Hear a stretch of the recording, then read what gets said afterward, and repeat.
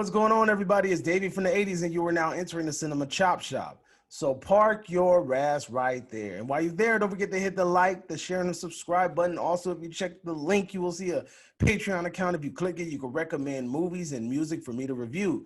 Now, with that being said, I am here with another review of a TV series, a Netflix, well, I don't know if it's an exclusive, but it's a TV series on Netflix, telenovela, precisely, and it's about the famous singer Jenni Rivera, called Mariposa De Barrio, right? So Butterfly of the Hood. Now, granted, I didn't know too much about Jenni Rivera. Like, I'm not a huge, like, I don't really listen to that much Spanish music, but I know who she is, and I know about her life being taken away from her so tragically and randomly and spontaneously, right? I know about that, but I didn't know much about her life. So me and my wife sat down and we decided to watch this show. It's about 90 or something episodes, and it goes into detail about her life. And I don't know how to discuss this without going into details about her life and spoiling things in the show. So I'm just going to go ahead and give you guys a spoiler warning in case you haven't seen it, because I just need to talk about what I need to talk about. So now Jenni Rivera has dealt with ridiculous amounts of freaking problems in her life.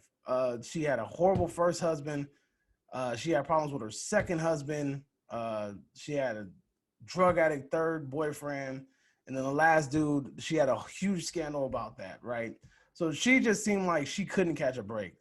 All her life, it just seemed like she could not catch a break. Everything was going wrong from her. Even when it was going right, it was still going wrong. And it's just so crazy to watch this show and just see how strong you have to be to deal with it, because like she really was going through it. And I didn't know any of that stuff. I didn't know about her life. I didn't know about her struggles or any of those things, right?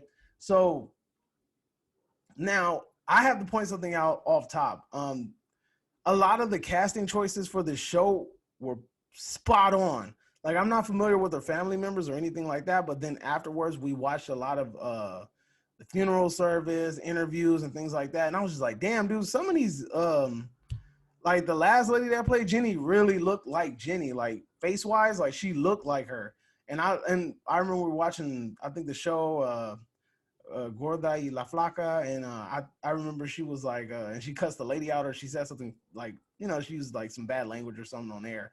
And I thought that was from the TV show, and my wife's like, nah, this is the real clip. And I'm like, oh shit, the lady looks just like Jenni Rivera, like face-wise, right? And so that caught me by surprise. The casting choice for a lot of these people, for a lot of the family members, was spot on. Like, they look just like them, right?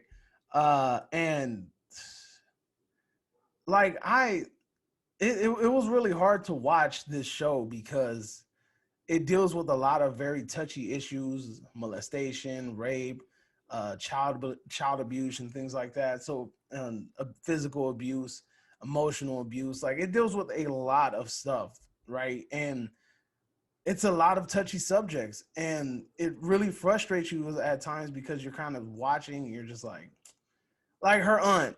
Like, her aunt was getting on my fucking nerves, dude. Like, her aunt, I forgot her name, but she annoyed the shit out of me. And I'm kind of glad that the family kind of figured out who she was. It kind of like kicked her to the curb, because I just didn't understand why why the dad was cool with having her around. And it took such an extreme measure in order to get her like put out of the family. Like, she really had to doubt a child being molested in order to, like, for them to figure out who she really was. And to me, that's too extreme. Like, you should have known.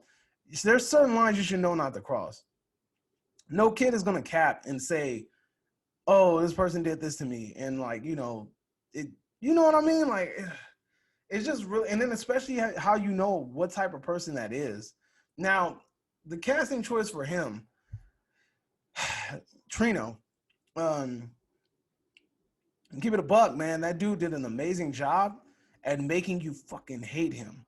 And I think that he is going to get like the lady that killed Selena, like how when you watch the Selena movie and the lady that killed Selena, how a lot of people were approaching her and they gave her so much hate.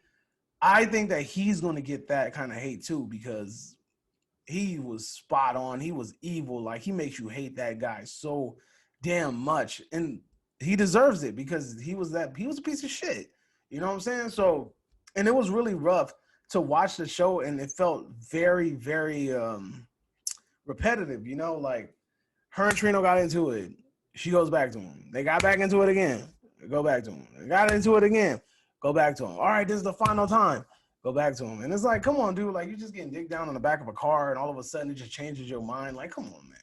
That's pretty. That to me, that's like weak-minded, and it irritated me after a while because it became so repetitive. But like I said, the actor that plays Trino did a fantastic job at making you hate him and basically exposing this fool for the piece of shit that he really is. Um, Everybody on the show did a really good job and at being who they were. You know, I didn't know much about the family. I didn't know much about her mom and dad's divorce and how those things went down. And it was just really crazy to just dive into her life. Um, the one big gripe that I do have with the show, the one thing that I didn't like is that it focused a lot on flashbacks, and especially like midway, like once she got famous, they focused a lot on flashbacks, and I feel like that took a lot away from the show. So once you get to the end of the show, like low key, it feels rushed. Like boom, boom, like it just all of a sudden just takes off. Like y'all were just talking about her son being accused of molesting a girl or having sex with an underage girl or some shit like that, and all of a sudden you just don't talk about it at all, and then just jump to a whole year later, I guess, where he has a daughter, and you're like, what the fuck? Just like what happened? You know, like what happened here? Or about the time where the guy called Juan, her brother, Juan Rivera, and told him, "Oh, if you want to kill Trino, like we'll hit you back up." And then they never hit this dude back up, and I'm like, "Yo, what the fuck happened to that? Like, it just never came into fruition again." So there's just certain things about the show where it was like, instead of doing these flashbacks, her sitting there thinking about kissing Fernie and the times that she humped him and all this other stuff, like you could have just focused and brought more into the story. Like, you know what I'm saying? But low key, Jenny's song with Fernie, that shit was knocking, bro. Like the little song that they would always play when they were like rekindling their love, shit was tight. That missing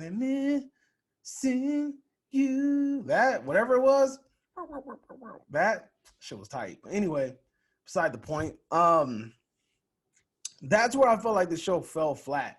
It could have took a lot away from the flashbacks, and it could have focused more so on what's going on in the show. That's what I felt like. I felt like they kind of dropped the ball on that.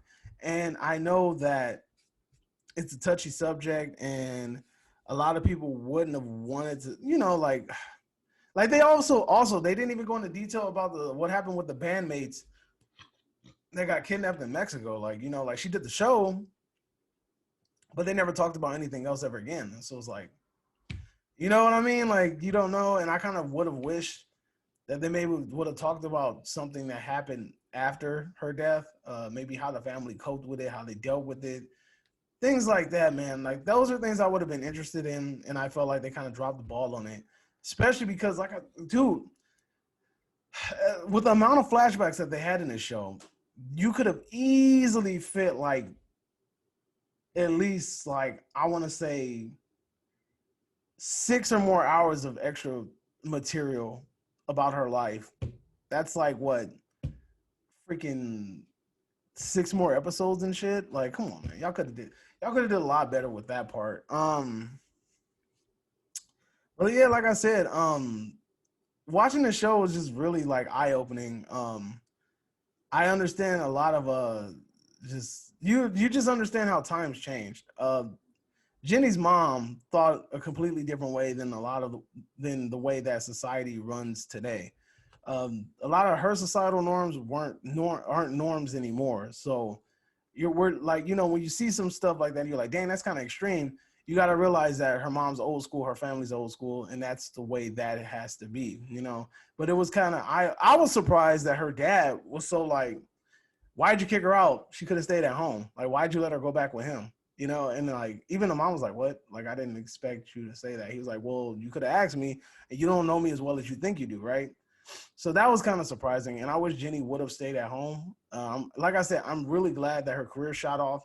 I'm glad she got famous. I'm glad she always kept it together and was very successful at doing real estate and singing and everything like that. I'm glad Rosie, Cheekies, and Jackie received justice, getting Trina locked in jail after he molested them. I'm just, like I said, I'm glad that these things I'm glad that she had success, justice, and all those things. Um, so would I recommend watching this show? If you're a fan of Jenni Rivera, yes, I would. I would definitely recommend watching this show. It's a great dramatization of her life. It does a really good job at it, but towards midway, it starts to get there's a point where it feels like it's repetitive, and then also after a certain point, it feels like there's too many flashbacks. So this show, like I said, is like a slippery slope. So it's like it just depends on you. If you're interested in music and following the music career, autobiographies and things like that, I would recommend watching it. If that's not your cup of tea, then I would recommend just like leaving it alone because it's like a 90-something episode investment. And I know a lot of people aren't willing to do that. So with that being said, that's my review. Tell me what you think. Tell me if you agree. Tell me if you disagree. Whatever the case may be, drop it in a comment below. And I will see you guys next time. You are now exiting the Cinema Chop Shop. Hope you have a great day. Adios.